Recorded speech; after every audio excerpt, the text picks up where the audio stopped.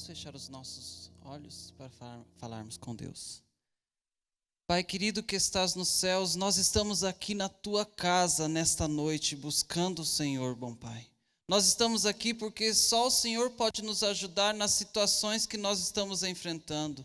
Temos enfrentado situações difíceis, problemas, mas também temos bênçãos que estão acontecendo com cada pessoa aqui presente.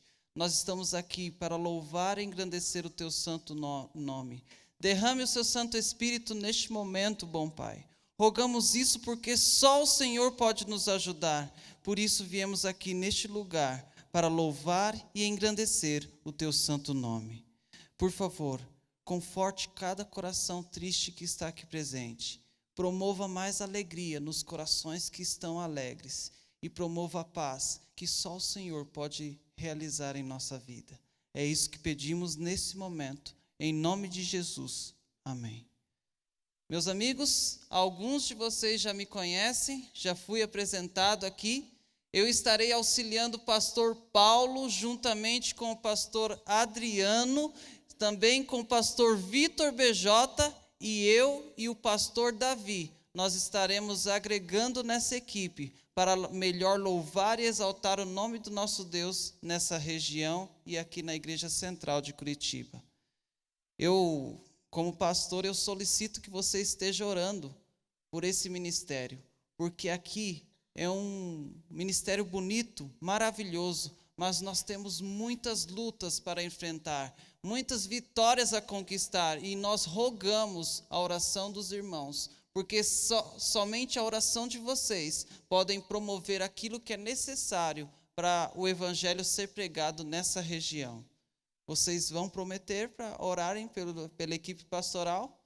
Alguns já estão orando, mas eu incentivo que continue orando, e aqueles que não estavam, agora já tem uma proposta logo no início desse momento. Ore pela equipe. Mas, meus amigos, hoje nós estamos aqui, vamos conversar um assunto muito interessante e relevante. Antes, tem alguns detalhes. Sábado que vem, teremos uma confraternização muito especial no período da tarde. Você sabia que os jovens da Igreja Central de Curitiba, eles estão fazendo um trabalho missionário muito especial? Eles estão em Guaraqueçaba, se não me falha a memória o nome, com a equipe pastoral do pastor Adriano e o pastor Vitor BJ. Eles estão lá, promovendo o evangelho naquele lugar, através do Caleb. Os Calebs estão intensos. Eu sou o Caleb.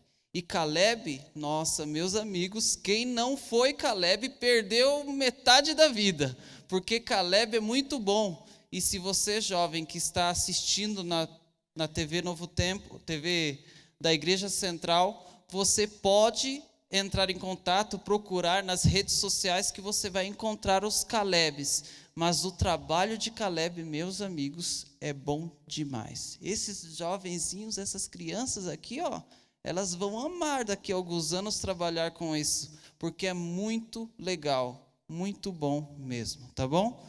Então, sábado à tarde nós teremos uma celebração. Essa igreja vai estar maravilhosa com a presença desses jovens missionários. E eu e você, como adultos, nós temos que fazer o mesmo, levar o evangelho a todo mundo em nossa geração, tá bom?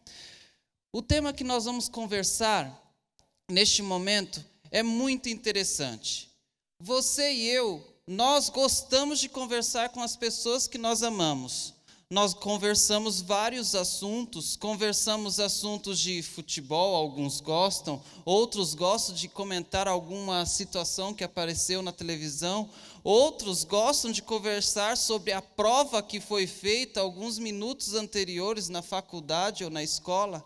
A conversa é uma atividade que todos nós participamos, inclusive os internautas ou aqueles que estão assistindo o culto hoje. Todos nós temos um momento que gostamos de conversar. Tem um ser que ama conversar. Esse ser é o nosso Deus. Ele é tão maravilhoso que ele fala para mim e para você: ore quantas vezes? orar sem cessar. Ou seja, Deus gosta que nós conversemos com Ele. Deus ama esse diálogo entre o ser humano e Deus. Hoje nós vamos ver o texto que nós vamos analisar mostra esse diálogo. E nós vamos ver que interessante é a conversa que nós vamos ver daqui a alguns minutinhos. Pensando neste assunto da conversa, nós somos francos em falar vários assuntos, vários temas a abordar. E muitas das vezes nós ficamos questionando, será que vale a pena fazer determinada coisa? Alguns dias atrás, uma pessoa foi trabalhar no período noturno. E essa pessoa foi lá trabalhar e começou a ter um tiroteio lá. E logo em seguida, ela foi atingida por um tiro. E por fim, sabe o que aconteceu? Morreu. Você sabe o que eu estou falando. Muitas vezes na nossa vida, nosso cotidiano, nós enfrentamos situações desse jeito. Que será que vale a pena mesmo ir trabalhar como esse garçom que foi trabalhar e recebeu um tiro e morreu? Será que vale a pena fazer todos os nossos planos de sonhos para realizar determinada coisa e no final ser frustrante, acabar, não dar certo? Será que vale a pena? Quando nós conversamos com os nossos amigos, normalmente nós temos diálogos como esse. Hoje o meu dia não valeu a pena, não rendeu nada. Tinha tantas atividades que não consegui fazer muita coisa. Nós conversamos com a companheira, nós conversamos com os nossos amigos assuntos como esse. E Deus conversou com alguém assuntos como esse. Esse texto que nós vamos abrir a Bíblia neste momento está em Malaquias capítulo 3. O último livro do Antigo Testamento. Ele vem trazendo essa oração e Deus vem relatando o que aconteceu nessa oração.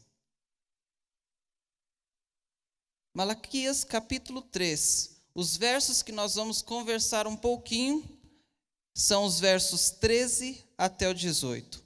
Meus amigos, eu não vou conseguir estender todo o texto, mas eu sei que você pode estar acompanhando e vai descobrir algumas coisas. Nesse texto de Malaquias 3, verso 13 a 18, vem com um título muito interessante. A diferença entre justo e perverso. A diferença entre uma pessoa que serve a Deus e uma pessoa que não serve. Deus ele foi conversar com o ser humano. E o ser humano colocou as características da pessoa justa na visão dele. E também descreveu as características do perverso. Olha o que o ser humano falou para Deus, dando essas características. A primeira característica está nos versos 14. Olha o que o verso 14 vem falando, na perspectiva humana sobre uma pessoa justa. Olha o que fala. Deus falou: vós dizeis, inútil é servir a Deus, que nos aproveitou termos cuidado em guardar seus preceitos e andar de luto diante do Senhor dos Exércitos? Olha o que o homem falou para Deus. Deus, é inútil servir ao Senhor. Nossa, inútil servir ao Senhor. E Deus receber essa característica negativa. Além disso, o finalzinho do verso vem falando que é como se fosse viver em luto a pessoa que serve a Deus, que está diante do Senhor. Muitas das vezes, nós pensamos que é inútil servir ao Senhor. Hoje eu estava nas atividades que eu estou cumprindo, e eu ouvi o diálogo entre duas pessoas. E uma pessoa falou assim: os cristãos, eles são muito querem roubar os outros religiosos de outras denominações. O cristianismo é muito preso em suas culturas. Eles acreditam mais nas palavras de um líder espiritual do que no contexto atual. E a outra pessoa, ela falou: não é bem assim. Mas eu percebo que cristãos, eles têm várias situações difíceis mesmo. Eles estavam falando mal de quase todas as denominações religiosas, inclusive o cristianismo, e falava negativamente. E agora vem a pergunta: vale a pena ser cristão? Vale a pena obedecer os preceitos de Deus? No texto, falou que o ser humano questionou a Deus. Deus, é inútil servir ao Senhor. Mas, meus amigos, essa perspectiva humana sobre o justo não é legal. Mas a perspectiva humana também sobre o perverso é interessante, que está no próximo verso, o verso 15. Olha que interessante. Ora, pois, nós reputamos por felizes os soberbos, também os que cometem impiedade prosperam. Sim, eles tentam ao Senhor e escapam. Olha que interessante. Imagine você e eu dialogar com Deus. Imagine cada um de nós. Deus, é inútil servir ao Senhor. É como se eu vivesse em luto na tua presença. E aí, quando comentasse das pessoas que não servem a Deus, eles vivem alegres, eles não têm que ficar se restringindo em várias orientações. Eles são mais felizes do que nós que somos cristãos. Olha que interessante. A perspectiva humana sobre ser justo e a perspectiva humana sobre perversão, ela está com algum problema. Você pode perceber que nesses dois versos, o ser humano ele está no centro. É o antropocentrismo que está analisando a perspectiva sobre justo e perverso. Vamos observar esse contexto que o Denilson está falando. Olha o verso 14. Inútil é servir a Deus, que nos aproveitou termos cuidado em guardar os seus preceitos e em andar de luto diante do Senhor dos Exércitos? Então, quem é que está no centro nesse texto? O ser humano. O que adiantou eu servir ao Senhor? Nós vamos analisar essa questão de antropocentrismo daqui a pouco. Mas logo em seguida, o próximo verso vem falando: ora, pois, nós reputamos por felizes os soberbos, também os que cometem impiedade prosperam. Sim, eles tentam o Senhor e escapam. No início do verso vem colocando a primeira pessoa do plural, nós. Então está colocando o ser humano no centro da análise. Mas, meus amigos, a perspectiva divina sobre justo e perverso é diferente do que nós acabamos de conversar. É diferente, ela não vem abordando a pequenez de servir ao Senhor. Ela não vem abordando essa mesquinhez de ter uma visão que é presa em regras.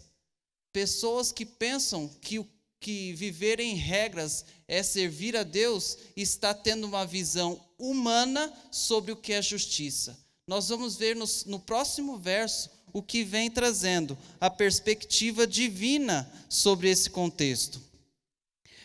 Olha o que está escrito no verso 17. Olha, os justos, tá bom? Perspectiva divina sobre justos.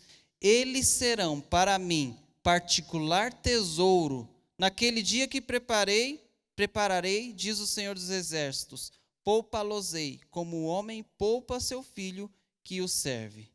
Eles serão para mim um particular tesouro. O justo não é aquele apenas que serve ao Senhor. Não é apenas aquele que fica restrito nas orientações de Deus. É aquele que é considerado filho. aquele que é considerado tesouro. Mas esse privilégio nós não conquistamos por nossas próprias forças. É um presente que Deus nos dá para andar segundo a vontade dEle. Eu e você, nós nunca conseguiremos andar segundo o padrão de Deus. Mas Ele nos dá a bênção de termos o privilégio de andarmos segundo o que Ele orienta. O que o Denilson está dizendo? É o seguinte, eu e você, vou tirar esse terno só para vocês entenderem a ilustração. Eu e você, nós temos uma vida complicada, uma vida em pecado. Eu e você, nós estamos manchados pela marca do pecado em nossa vida. Eu e você, nós andamos segundo os nossos gostos, as nossas boas vontades. Nem sempre está errado, mas às vezes tem equívocos. Mas Deus, Ele quando enviou Jesus para morrer em nosso lugar, mesmo essa pessoa toda marcada de pecado, ela é coberta e recebe esse presente de Deus. E esse presente é dado sem nós merecermos. Deus, Ele cobre eu e você sem nós merecermos. Então, esse terno que eu acabei de colocar no meu corpo demonstra o que Deus faz por mim e por você. Ele encobre nossas transgressões e nos limpa da marca do pecado, não porque eu e você somos capazes de promover essa limpeza, mas Deus é que envia Jesus com o sangue do Cordeiro para limpar todos os nossos pecados. Eu e você, nós não conquistamos a perfeição. Eu e você, nós ganhamos isso de presente. Deus, Ele tem planos especiais para cada um de nós. Ele caracteriza o justo como um benfeitor que Deus considerou digno de receber essa cobertura para apagar o pecado. Continuando no texto, o verso que nós vamos ler agora é o verso 16. Diz assim, Então os que temiam ao Senhor falavam uns aos outros. O Senhor atentava e ouvia. Havia um memorial escrito diante dele para os que temem ao Senhor e para os que se lembram do seu nome.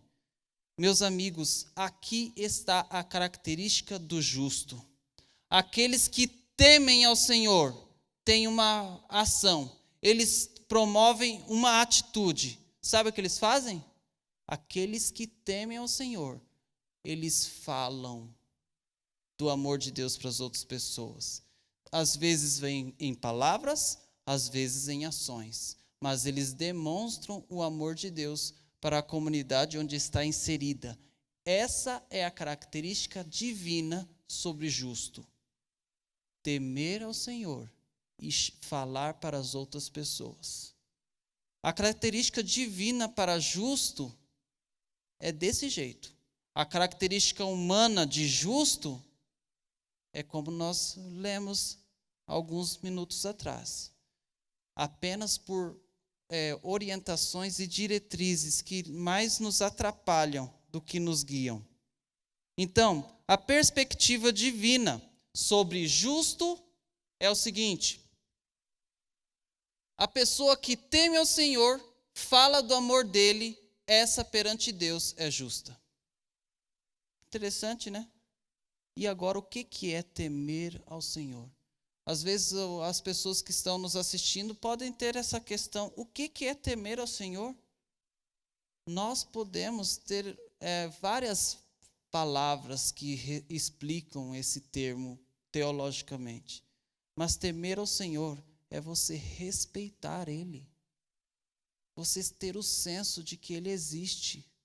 E você fazer as coisas da sua vida com a consciência da presença dEle no decorrer da sua vida. Aquele que teme ao Senhor, ele não fica seguindo apenas diretrizes mesquinhas. Ele tem o senso da presença de Deus em qualquer lugar. não apenas em determinados assuntos, mas em todos os assuntos. É numa questão holística, é numa questão de todo. A educação adventista, ela incentiva uma educação integral, não é verdade? E assim, essa educação adventista é um exemplo de como nós precisamos temer ao Senhor, de forma integral. Em tudo o que nós formos fazer, nós devemos ter em mente: Deus está comigo. Deus está ao meu lado. Isso é temer ao Senhor e falar dele para as outras pessoas. É bem mais complexo do que apenas seguir orientações. É mais difícil nessa questão temer ao Senhor do que ter um checklist do que fazer ou do que não fazer. Temer ao Senhor é o senso de tudo. É uma responsabilidade muito ampla, que nós muitas das vezes nem temos noção de quão grande é. Então, meus amigos, justo e perverso. Eis o dilema. Vale a pena servir a Deus? Eis o questionamento do ser humano para Deus. Deus, aqueles que temem ao Senhor vivem inutilmente. Aí lembra da ilustração que comentei no início. O jovem foi trabalhar. Chegou no trabalho, recebeu um tiro. E logo depois disso, ele morreu. Foi inútil ele trabalhar. Se ele não tivesse ido trabalhar, ele estaria vivo até hoje. Muitas das vezes nós lutamos com as nossas atividades, nossa vida. Entrega teu caminho ao Senhor. Confia nele. E o mais ele vai fazer. Isso está na Bíblia ou não? Ela está escrito na palavra de Deus. Então nós precisamos entregar nossa vida nas mãos de Deus. E Ele irá nos ajudar em todos os aspectos. Tá bom? Vamos voltar agora no verso 17, que vem falando um assunto bem interessante.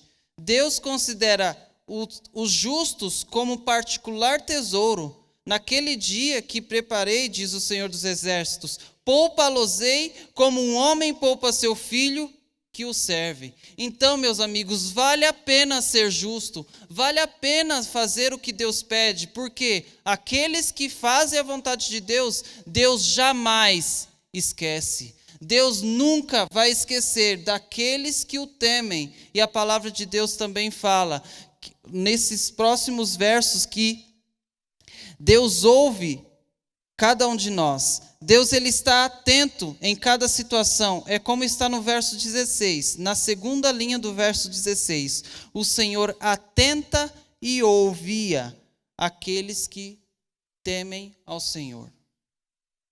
Deus, ele está ouvindo as nossas aflições. Ele está atento às nossas necessidades. E ele vai ajudar cada um de nós. Uma situação de um amigo muito íntimo meu, que eu vou dar um nome fictício de João para ele. Ele cresceu no meio evangélico. E no meio evangélico tinha várias orientações, diretrizes sobre a vida. E aos 12 anos de idade, ele começou a ter sentimentos diferentes. Era um juvenil. Mas sabe o que ele queria? Ele queria namorar com 12 anos de idade. E aí ele falou, não, eu quero namorar, mas eu sei que na palavra de Deus diz que eu devo respeitar o pai e a mãe, e eu tenho que conversar com o pai e a mãe sobre o assunto. E o João, ele foi conversar com a mãe. Mãe, eu estou querendo namorar, mãe. O que a senhora disse para mim? E a mãe, muito sábia, sabe o que ela fez? Não proibiu. Ela deu um livro para ele entender o que era aquele assunto. Às vezes não adianta a gente proibir, nós precisamos ensinar o caminho que deve andar. E a mãe do João deu um livro e falou, filho, você vai ler nesse material e vai encontrar a resposta de sua pergunta. Ele devorou o livro, ele leu todo o livro e ele descobriu 3 características importantes para decidir se vai namorar ou não. A primeira característica é o seguinte: tem que ter dinheiro para pagar o presente e levar para lanchar. Se não tiver dinheiro, não dá para ter namorada. Porque o pai e a mãe não tem a responsabilidade de bancar o seu namoro. A segunda característica tem que ter um desenvolvimento espiritual para que você ajude a pessoa a ter uma vida espiritual estável, uma vida com Deus estável. Essa é a segunda característica. E a última característica é: o pai e a mãe têm que apoiar. Essas características estão num livro muito especial. Na biblioteca aqui da igreja, vocês encontram esse livro. Caso vocês, pais, querem mostrar para o seu filho, que também pode estar com essa dúvida. O livro se chama Mensagem aos Jovens. Quem estiver assistindo na internet, escreve esse título, Mensagens aos Jovens, Ellen White. E lá você encontrará o PDF desse material. Eu não vou falar a página que está descrita essas características. Eu vou incentivar você a procurar este assunto. Não está no começo, não está no fim, está no meio. Você tem que procurar. E essas características são muito interessantes. João leu e ele fez o que estava escrito ali. Com 12 anos, com 15 anos nada. Com 16 anos, 15 anos não estava trabalhando ainda. Com 16 anos ele conseguia vender pão. Ele trabalhava vendendo pão na região onde ele morava. E aí ele já tinha um senso: opa, tenho um dinheirinho, já posso namorar. E aí ele viu uma menina que era uma possível pretendente. E aí o que aconteceu? Ele colocou nas mãos de Deus. Orou. E não era. Ele ficou triste, frustrado, porque não era. 16 anos, não havia dado nem um beijinho, nem um selinho. Estava triste da vida. Aí passou anos, ficou um período sem trabalhar. E aí ele estava já estável, estava com 16 anos. 17 anos, nada. Os colegas do ensino médio dele já estavam ridicularizando ele porque não tinha namorada. João ficava triste. Muitas das vezes, quando ele falou para mim, o João falou para mim, ele ficava chorando no quarto, porque ele não tinha uma namorada e ficava bravo com Deus. Inútil, Deus, é servir ao Senhor. Eu oro e o Senhor não me ouve. Com 18 anos, nada. Passou 19 anos e terminou o ensino médio e nada. Com 20 anos, Deus mostrou a resposta. Ele demorou 8 anos orando, esperando em Deus para que a resposta fosse dada. Com 20 anos ele encontrou essa namorada e Deus abençoou e promoveu meios para que eles estivessem namorando, casassem e hoje a gente tivesse uma família. Quando nós colocamos a nossa vida nas mãos de Deus, Deus ele abre as portas, mesmo que aparentemente seja inútil servir ao Senhor. Confie em Deus. Ele está atento nas nossas orações. Ele ouve o que nós estamos pedindo. Ele jamais esquece de nossas solicitações. Meu amigo, confie em Deus. Ele está ouvindo a sua prece. Seu pai ou sua mãe pode estar passando por situações de doença. Você está sem trabalho. Sua família está quase se desfacelando. Você está numa situação ruim. Continue orando. Porque Deus demorou 8 anos para dar a namorada para o João. E hoje ele já está com 30 anos. Já leu o livro Mensagem aos Jovens.